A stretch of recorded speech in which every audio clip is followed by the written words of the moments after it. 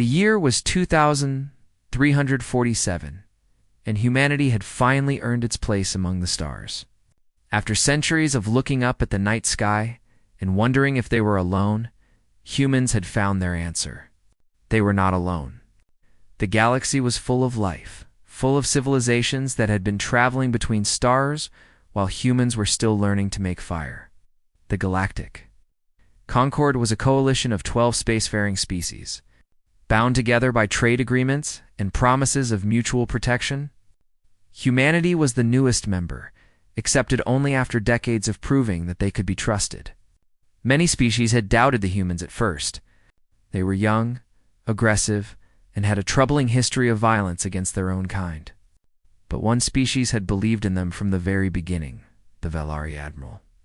Catherine Cole stood on the observation deck of her flagship, the Earth vessel Resolute, watching the beautiful blue world of Valaris Prime rotate slowly beneath her. The planet was stunning, covered in vast oceans and continents that sparkled with crystal cities. The Valari had built their civilization without ever learning war, and their architecture reflected that peace. Everything they created was beautiful. Ambassador Daniel Price stood beside her, adjusting his formal uniform. He was nervous about the celebration that would begin in a few hours. Today marked the 10th anniversary of the Human-Valari Friendship Treaty, and the Valari had planned a massive festival to honor the occasion. The Valari were tall and slender, beings with skin that changed color based on their emotions. When they were happy, they glowed with soft golden light. When they were sad, they turned a deep blue. Right now, Catherine could see thousands of them in the cities below, all glowing gold as they prepared for the celebration. They had given humanity so much. When Earth's population was starving due to crop failures, the Valari had shared their agricultural technology. Millions of lives were saved. When a plague swept through the outer colonies, Valari doctors had traveled across the galaxy to help develop a cure. They asked for nothing in return, except friendship. In exchange, humanity had offered them the one thing they lacked: protection. The Valari had never developed weapons. They had never fought a war. The concept of organized violence was so foreign to them that their language did not even have words for it.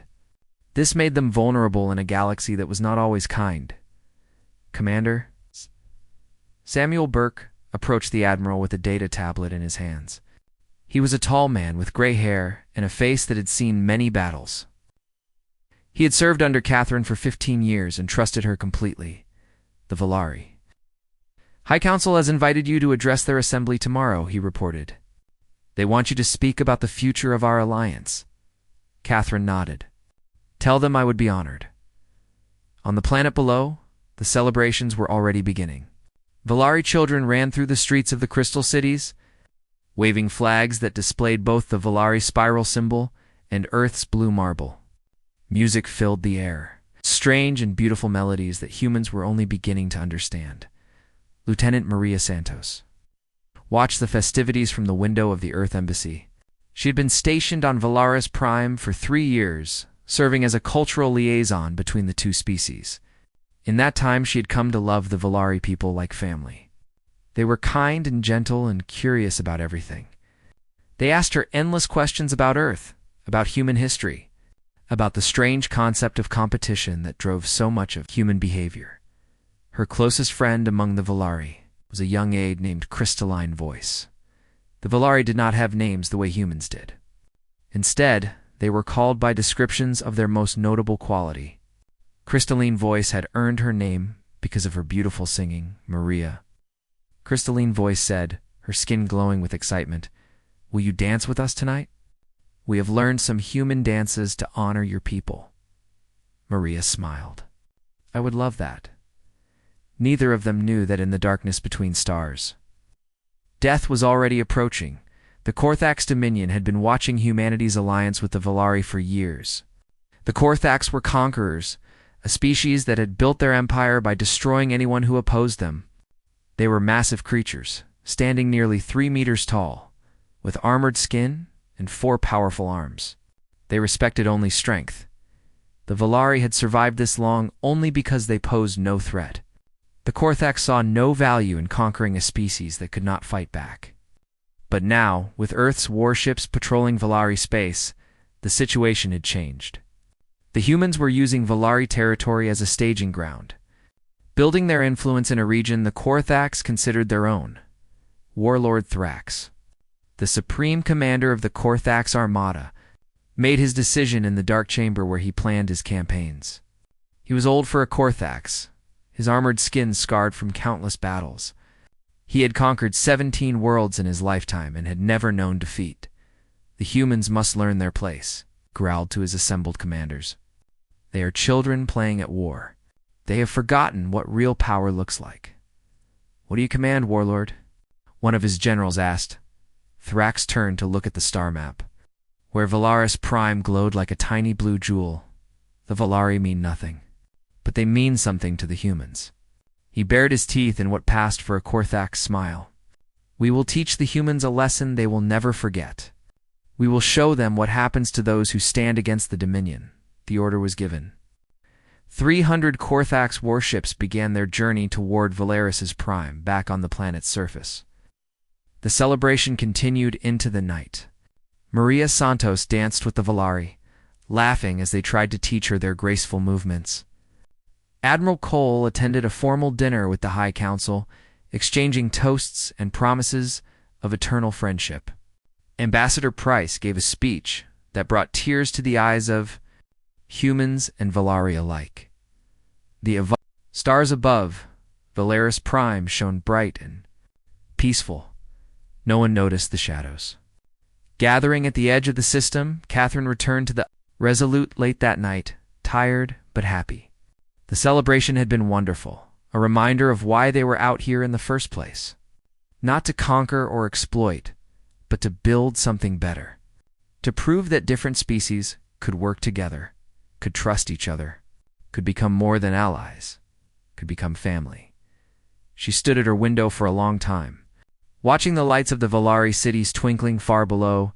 Sleep well, she whispered to the world beneath her.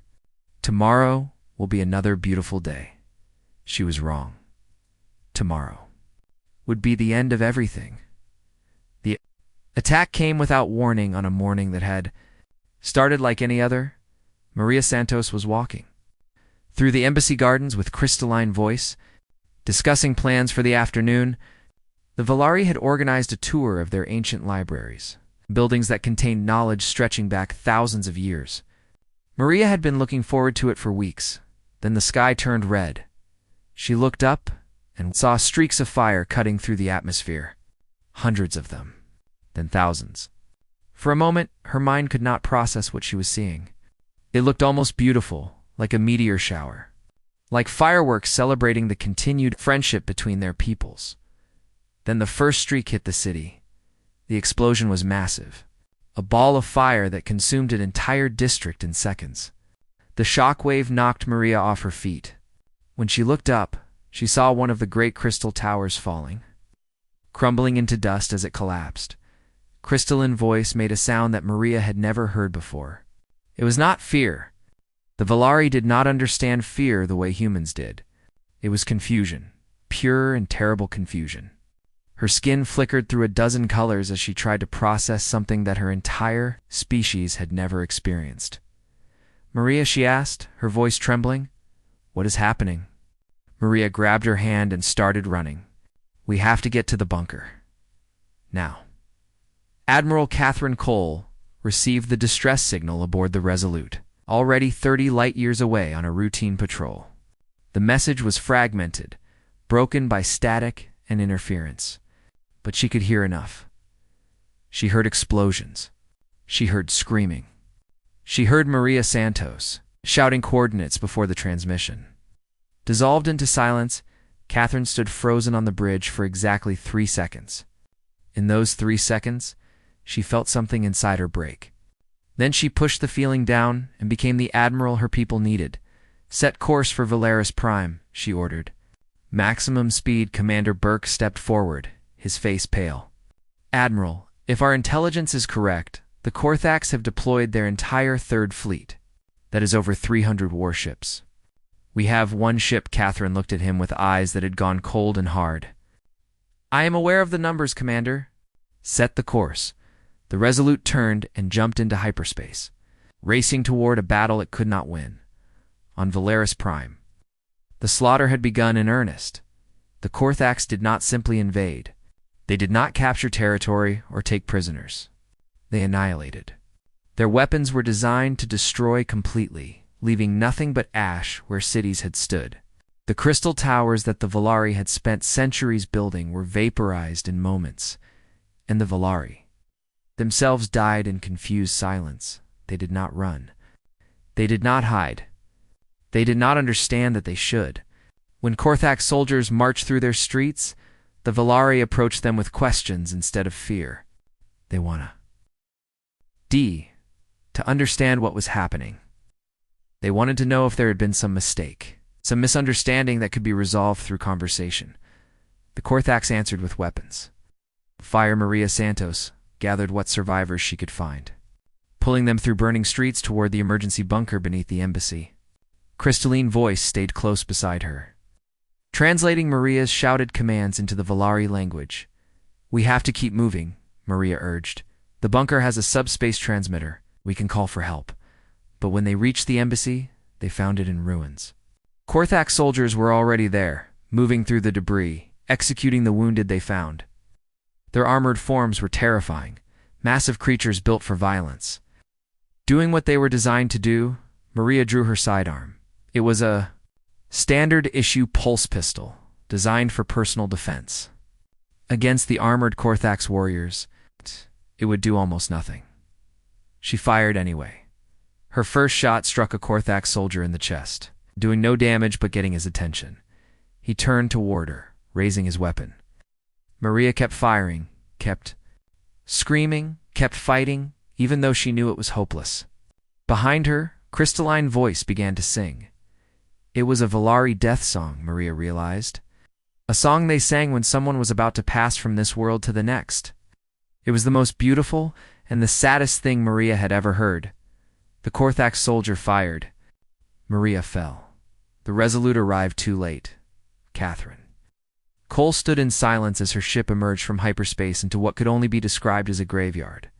Where Valaris Prime had been, a beautiful blue world full of life and hope and kindness, only a scarred husk remained. The crystal cities were gone. The golden fields were ash. The oceans had boiled away under the intensity of the bombardment. The atmosphere itself was burning. 12 billion Valari had lived on that world. 12 billion gentle souls who had welcomed humanity with open arms, who had shared their knowledge and their kindness without asking for anything in return. They were all dead. Admiral Cole stood at her window for a long time, staring at the destruction below. Her bridge crew was silent behind her. Some of them were crying. Others were too shocked to cry. Commander Burke approached her slowly. "Admiral," he said, his voice barely a whisper, "we have found a transmission buoy." The Korthax left a message. "Play it." The message appeared on the main screen. Warlord Thrax's face filled the display, his features twisted into what passed for a Korthax smile. "Humans." His gravelly voice announced, "You have involved yourselves in matters beyond your understanding." The Valari were weak. Their weakness infected your judgment. Let their fate serve as education. Withdraw from Concord space. Turn to your little blue world. Forget your ambitions of alliance and expansion. Do this and we will permit your species to survive. Defy us, and you will share the fate of your friends. The message ended. Catherine played it again. Then a third time. When she finally spoke, her voice was calm. To calm, the kind of calm that came before a storm. "Send a message to Earth Command," she said. "Tell them what has happened here. Tell them to begin mobilization. Every ship, every soldier, every weapon we have." Burke hesitated. "Admiral, the Korthax fleet outnumbers us. The generals will want to negotiate to find a peaceful solution." Catherine turned to face him. There was something in her eyes that Burke had never seen before, something cold and ancient and absolutely certain. "There will be no negotiation," she said. "The Valari gave us everything they had. They believed in us. They trusted us to protect them. They died waiting for help that came too late." She walked past him toward the communications station. "The Korthax want us to be afraid. They want us to submit. They want us to crawl back to Earth and hide. She paused at the door and looked back at her crew. They do not understand what they have done. They do not know what humans are capable of when you hurt the people we love. She straightened her uniform. We are going to teach them. Earth had not fought. It's a major war in over 200 years. The last great conflict had ended long before humanity reached the stars. Most people had believed that humanity had evolved beyond such violence. They were wrong. Humanity had never forgotten how to fight. They had simply been waiting for a reason. In shipyards orbiting Mars, Luna, and the outer colonies, vessels that had gathered dust for generations were brought back to life. Engineers, who had never worked on weapon systems, studied ancient blueprints, and figured out how to make them work again. The great dreadnoughts Thunderchild and Iron will emerge from their berths for the first time in decades. Their old weapons replaced with new technology that the Valari had helped develop. It was a bitter irony. The Valari had given humanity the knowledge to build better ships, better weapons, better tools of war. They had never imagined that these gifts would be used to avenge their destruction.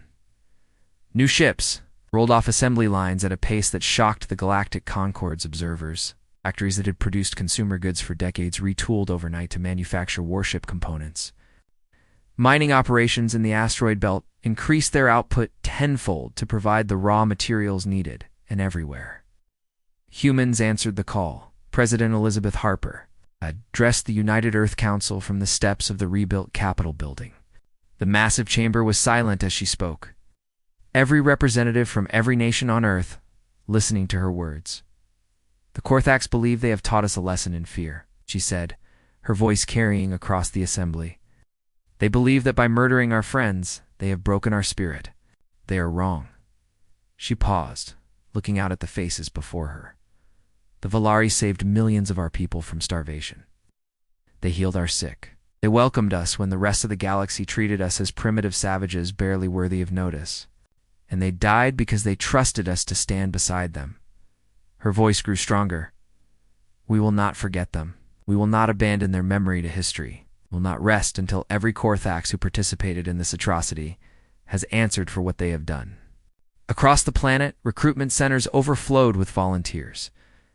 Veterans who had never expected to serve again reported for duty. Some of them so old they had to be fitted with medical implants just to pass the physical examinations. Young people who had grown up in a time of peace lined up to learn the arts of war. Scientists abandoned their research to work on weapons development. Teachers left their classrooms to join the medical corps. Among those who enlisted was a 17-year-old boy named Christopher Lane. He had been sitting in his parents' living room when the news of the massacre reached Earth. He had watched the footage in silence, his mother weeping beside him, his father staring at the screen with a look of horror that Christopher had never seen before. The next morning, Krista walked to the nearest recruitment center and signed up. His parents tried to talk him out of it.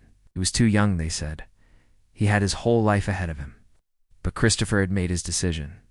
He had seen the images of Valari children running through streets that would be destroyed hours later. He had heard the recordings of their songs, their laughter, their joy at celebrating their friendship with humanity. Those children were dead now, killed because humanity had promised to protect them and failed. Christopher could not undo what had happened, but he could make sure it never happened again. Admiral Catherine Cole was given command of the 1st Expeditionary Fleet, the largest military force humanity had ever assembled. 47 capital ships, 300 support vessels, 200,000 soldiers. It was still only a fraction of what the Korthax could bring to bear, Commander Burke. Now promoted to captain and given command of his own vessel, the cruiser Defiance met with Admiral Cole before the fleet's departure. They stood together in her office aboard the Resolute, studying star charts that showed Korthax territory in angry red. Intelligence reports suggest the Korthax are massing their forces in the Nexus system, Burke reported. They are expecting a direct assault on their frontier worlds. Catherine studied the charts in silence for a long moment. Then we will not give them what they expect. Burke looked at her confused. The Korthax fight like predators, Catherine explained. They strike hard, overwhelm their prey, and move on to the next target. They have never faced an enemy that fights back. They've never faced an enemy willing to bleed for every inch of ground. She traced a route on the holographic display, a winding path that moved through Korthak space like a snake. "We are not going to attack their frontier," she continued. "We are going to hit their supply lines, their communications relays, their fuel depots. We are going to make them chase us across half the galaxy while our main fleet prepares for the real battle." Burke studied the plan. Guerrilla tactics. They will never know where we will strike next. Exactly. Catherine's eyes were cold. The Korthaks have numbers. They have more ships, more soldiers, more weapons. But we have something better. What is that? Patience and very, very long memories. The first expeditionary fleet departed Earth orbit on a cold morning in February. Millions of people watched the ships rise into the gray winter sky, their hulls gleaming in the pale sunlight. Families held signs bearing messages for the soldiers aboard. Children waved flags and cheered. And in the crowd, standing in silent witness, were the handful of Valari refugees who had been off-world when their planet died. They had nowhere else to go, no other home, no family left alive. They watched the human warships depart and felt something they had never experienced before. Hope among the soldiers departing that day was Christopher Lane. Now trained as a fighter pilot and assigned to the carrier Avalon, he sat in the cockpit of his ship during the launch, running through his system checks one final time. All wings.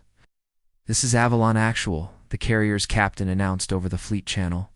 "Jump coordinates are locked. Destination: Korthak space. Christopher." He took a deep breath and gripped his controls. "May God watch over us all." The fleet vanished into hyperspace, leaving Earth behind. In the silence that followed, the planet seemed to hold its breath. The hunt had begun. The first engagement came 3 weeks later in the Vorn system, a remote outpost on the edge of Korthak's territory. The supply depot there was not particularly large or important. It serviced perhaps 30 Korthak's warships, providing fuel and ammunition for patrols along the frontier. Its garrison had grown lazy over the years, confident that no enemy would ever dare venture this deep into Dominion space. They were wrong. Admiral Cole's fleet emerged from hyperspace in perfect formation, weapons already charged and ready. The depot's defenders had only seconds to react before the first salvo struck. Explosions bloomed across the station's hull like flowers made of fire. "Captain," Burke commanded the assault from the bridge of the Defiance, coordinating the attack with the precision of a surgeon cutting away diseased tissue. "Target their communications array first," he ordered. "No distress signals. No warnings." His crew obeyed without hesitation. They had trained for this moment. They had prayed for this moment. Now it had finally arrived. The battle lasted 11 minutes. When it was over, the depot was nothing but drifting slag, and not a single Korthak ship had escaped to carry word of what had happened. Admiral Wool surveyed the destruction from her bridge and felt nothing. No satisfaction, no joy. Only a cold determination to continue. "Set course for the next target," she ordered. "We have work to do." News of the attack reached Warlord Thrax within hours. He received the report in his command chamber, surrounded by his most trusted generals. For a long moment, he simply stared at the data. Unable to believe what he was reading, the humans had attacked Korthak's territory. The humans, who should have been cowering on their little blue world begging for mercy, had actually struck at the Dominion itself. Thrax's first reaction was amusement. "This is desperation," he growled. "The death throes of a dying species. Send a hunting fleet to track them down. I want their admiral's head mounted on my wall." His generals obeyed. A fleet of 50 warships departed immediately. Confident that they would crush the human raiders within days, they found nothing. Admiral Cole had already moved on. Her ships scattered across a dozen systems, striking at will and vanishing before reinforcements could arrive. When the hunting fleet reached the Vorn system, the humans were attacking a communications relay in the Kessler sector. When they arrived at Kessler, the humans had already destroyed a fuel convoy near the Threshold worlds. It was like trying to catch smoke with bare hands. Over the following months, the pattern repeated. Supply convoys disappeared without warning. Communications relays went dark. Garrison commanders sent frantic reports of human ships appearing from nowhere, devastating their defenses, and vanishing like ghosts before anyone could respond. The Korthax had never experienced this kind of warfare. Their entire military doctrine was built on overwhelming force, on crushing enemies through sheer numbers and firepower. They did not know how to fight an enemy they could not find, could not pin down, could not force into a decisive battle. Warlord Thrax grew increasingly frustrated. He sent more hunting fleets. He offered rewards for information. He executed commanders who failed to stop the raids. Nothing worked. The humans kept coming. Christopher Lane distinguished himself. Nice. During a raid on a Korthax shipyard in the Krellin system, the mission was supposed to be simple: destroy the shipyard and withdraw before reinforcements arrived. But the Korthax had been expecting them. Enemy fighters swarmed the human formation within minutes of their arrival. Christopher's squadron leader was killed in the opening exchange, his ship torn apart by concentrated weapons fire. Suddenly, Christopher found himself in command. He was 19 years old. He had been in combat exactly 4 times, and now he was responsible for the lives of 11 other pilots. For a moment, fear threatened to overwhelm him. Then, he remembered why he was here. He remembered the images of Valari children playing in crystal streets. He remembered his promise to make sure their deaths meant something. "All fighters," he ordered, his voice steady despite the terror in his heart, "form up on me. We are going to finish this mission." His squadron followed him through a gauntlet of defensive fire, dodging enemy weapons and pushing deeper into the shipyard's defensive perimeter. Christopher led them to the reactor core, the heart of the entire facility. "Focus all weapons on that target," he commanded. "Everything you have." The pilots obeyed. 12 human fighters unleashed their entire payload on the reactor core, punching through its armored shell and triggering a cascade failure. The explosion was massive. A ball of fire that consumed the entire shipyard and was visible from orbit. Christopher and his remaining pilots escaped with seconds to spare. Admiral Cole promoted him to squadron leader personally. She met with him in her quarters aboard the Resolute, simple room that showed no signs of the rank she held. "You did well out there," she told him. "Your parents would be proud." Christopher stood at attention, trying to keep his composure. "Thank you, Admiral. I just wanted to make them pay for what they did. We all do." Catherine handed him a glass of water. "But do not let that consume you. Vengeance is a tool, not a purpose. When this is over, you will need to be able to put it down." Christopher considered her words. "With respect, Admiral, how do you handle it? How do you live with everything we have seen?" Catherine was silent for a long moment. "I remember them," she said finally. "The Valari. Their kindness, their hope. I fight so that what they believed in, what they died for, was not meaningless. That is what keeps me going. Not hate. Memory." Christopher nodded slowly.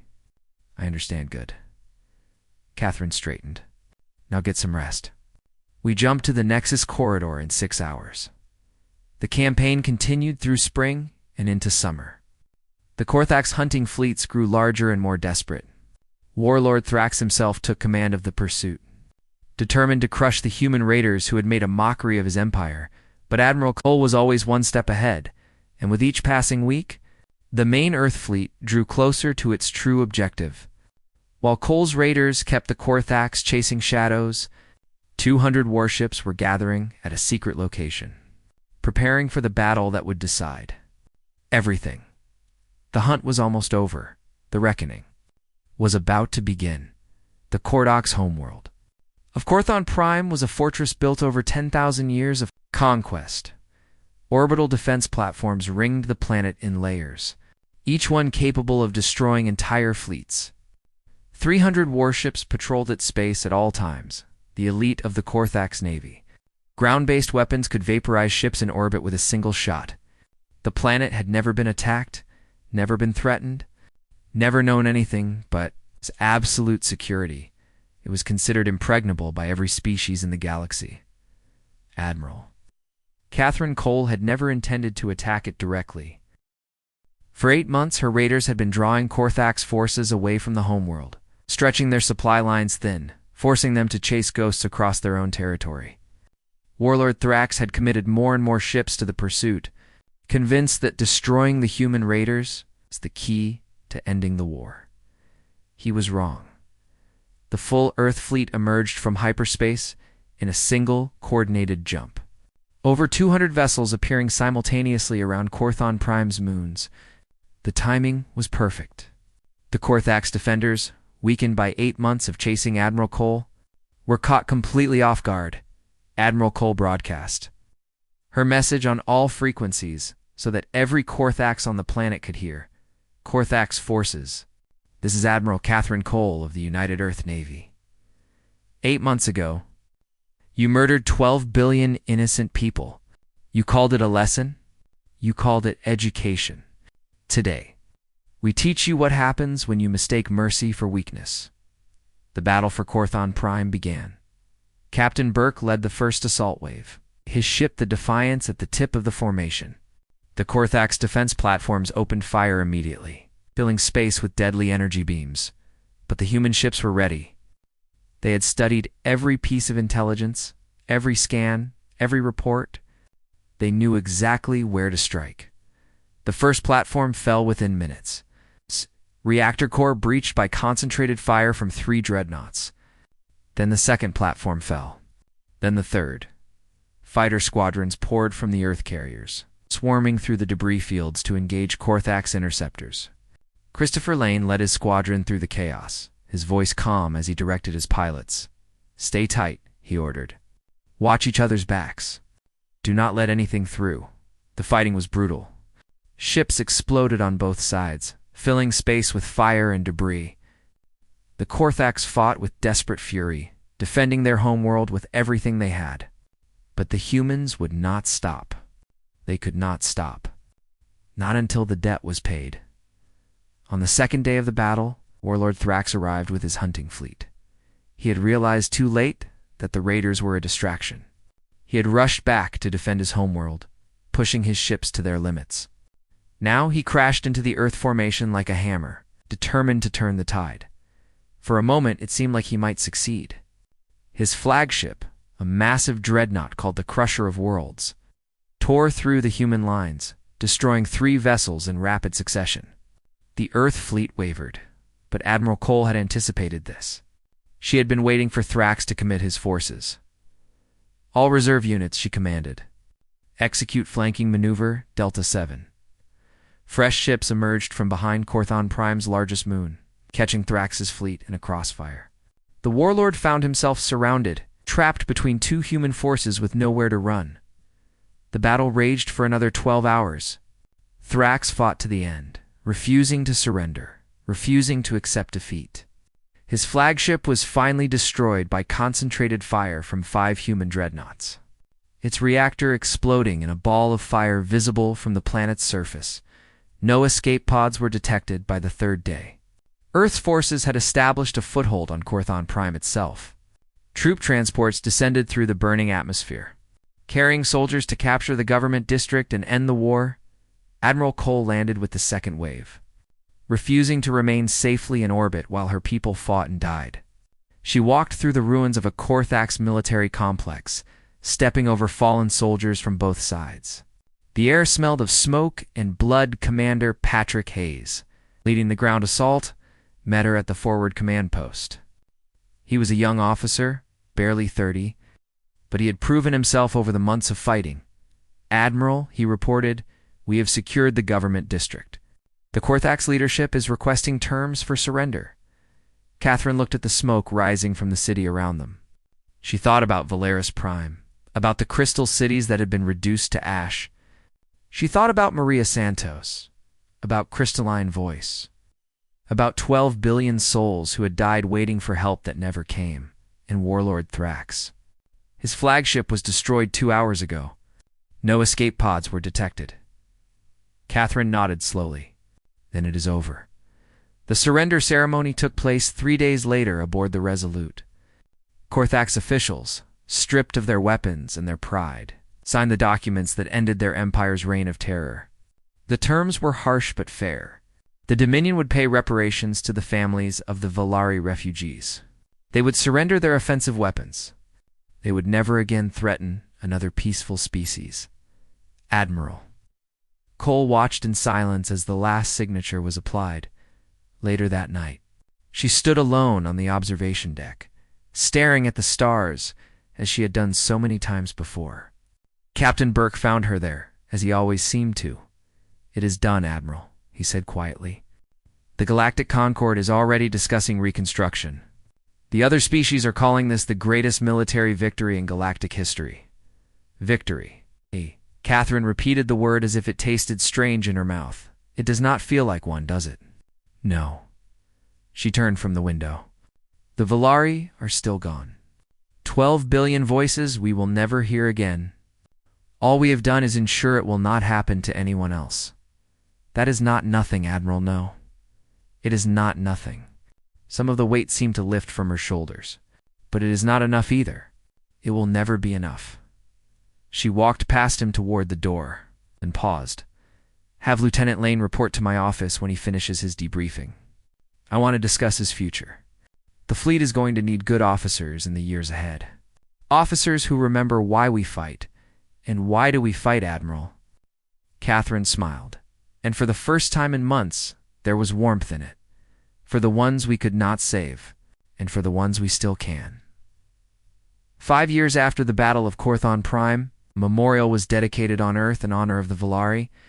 It stood in Geneva, a towering spire of crystal that caught the light and scattered it into rainbows across the surrounding gardens. At its base, 12 billion names were inscribed, each one painstakingly recovered from Valari records. Admiral Catherine Cole, now retired, attended the dedication ceremony. Beside her stood Captain Christopher Lane, commander of his own ship now. And the handful of Valari survivors who had found refuge among humanity, President Harper spoke of sacrifice and friendship. She spoke of the price of peace and the cost of failure. She spoke of hope, but it was Catherine who delivered the final words. Standing before the memorial as the sun set behind her, "We came to the stars looking for allies," she said. "We found family instead. The Valari showed us that the universe did not have to be cold and cruel. They showed us that kindness was its own kind of strength." She paused, looking up at the crystal spire. "We failed them. We arrived too late. We could not save them. But we remembered them. And when the galaxy tried to teach us that compassion was weakness, we taught them something in return." Her voice carried across the silent crowd. "We taught them that humanity protects its own. We taught them that we do not forget. And we taught them that the price for harming those we love is higher than any empire can afford to pay." She stepped back from the podium, her part complete. Behind her, the memorial glowed in the fading light, a beacon of memory reaching toward the stars. The Valari were gone, but they would never be forgotten.